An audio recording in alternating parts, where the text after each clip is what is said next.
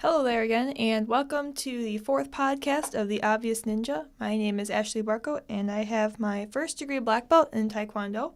And in this podcast, I want to clear the waters about what Taekwondo is in regards to stereotypes that one would usually associate with it. So let's get to it.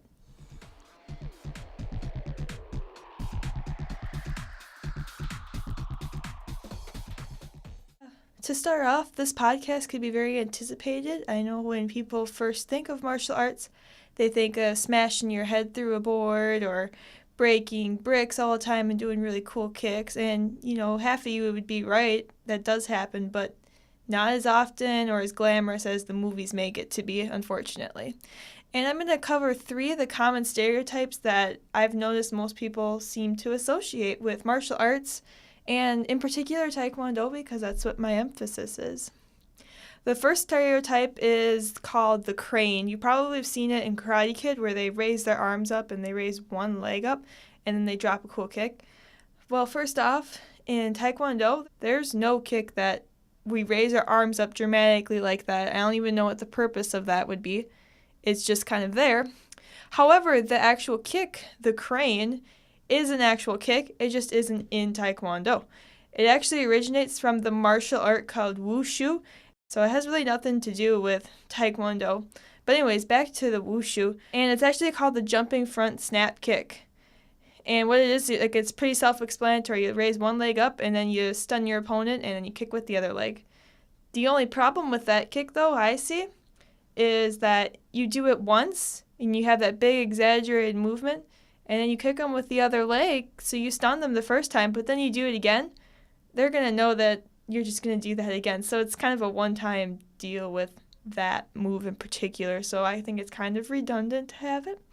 But nonetheless, it's kind of a cool thing anyways. I can see why lots of people would think that because of, the Karate Kid's pretty famous for it, all of them actually, so I could see why you'd think that. Next, one of the more popular stereotypes is wearing the Rambo-styled bandana or just like a bandana altogether. I could see why you'd want to wear one.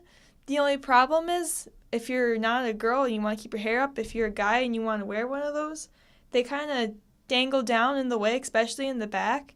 And when you're trying to do something constructive, that might get in the way of what you're trying to do. So it probably isn't a good idea to be wearing one of those bandanas if you're not a girl. Like I said, the only reason to wear one of those bandanas is just to keep your hair out of your way. I've only noticed in my Taekwondo school, like maybe 1 or 2 people that actually wear bandanas, and there is one guy that wears the Rambo style with the long fringes on the side. I think it looks kind of goofy unless you're trying to just be funny like that, but if it's your choice of clothing attire, then I guess go for it. And then the third stereotype that almost everybody associates with martial arts, it's just kind of all-encompassing. Everybody seems to do this, is that stereotypical hiya. Okay. No one makes that noise. Hiya is completely counterproductive. What it is it's extreme exaggeration of a stereotypical kiap. Now, a kiap is a Korean word for yell. And in Taekwondo, we kiap, or also known as yell. We do that to intimidate our partner and to sell ourselves, more or less. The better kiap we had, the better it makes us look. And if you say hiya, people are just going to look at you like a goon, because no one says that. It's not intimidating either. When someone kiaps in Taekwondo, it doesn't come from the throat like most people do. You don't blood-curdling yell or anything like that. It's actually kind of like, almost like a deep grunt. It comes from your stomach, like, hey, like that. Everybody does it like that. No one says, hiya. That's just the movies. No one does that. Maybe a new kid might do that doesn't understand how to properly key up, but they learn it after a while and very quickly that nobody in the room is doing the same thing as them. So that is definitely debunked. The stereotypical crane in Taekwondo, as far as it speaks, is definitely debunked. We don't do that either. But the only thing that wouldn't be fully debunked is the bandanas or the Rambo-styled bandana. Like I said, only 1 or 2 people wear them, but I think they're just kind of being silly. Other than that, no one really wears those things. So I hope you learned something.